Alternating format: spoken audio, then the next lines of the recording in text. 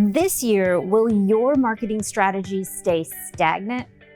We came to the Elite Wealth Advisor Symposium to ask top advisors what they're tweaking in 2023, because we know when the market drops, opportunity knocks. When the market is falling is when we work the hardest. I try and raise my marketing up by about 5 to 7% every year from the previous year. So I continue to market. I believe in marketing. They're not hearing from their advisor, and they're not getting questions answered, and certainly are not getting the support that people need and deserve, in my view.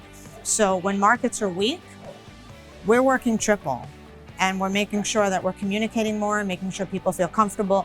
We're going back to live version seminars, which we are really excited about because I'm very comfortable in that space. We digitized everything for COVID, but it's just not quite the same. Video is being viewed far more than text is being read.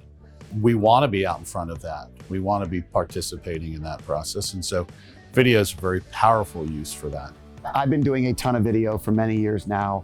I will continue to dive deeper into video. I think what I'm doing a lot of this year is a lot of YouTube shorts, a lot of reels.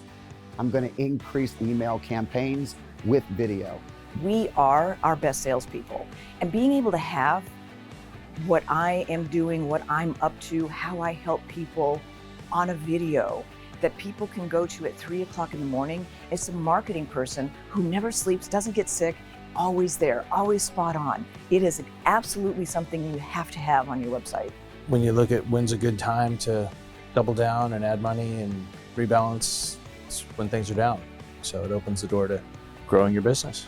The firms that understand that and that actually spend more time and resources on that client engagement piece win.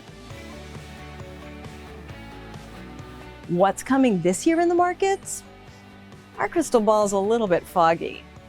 But what's clear from these top advisors is when the market drops, opportunity knocks.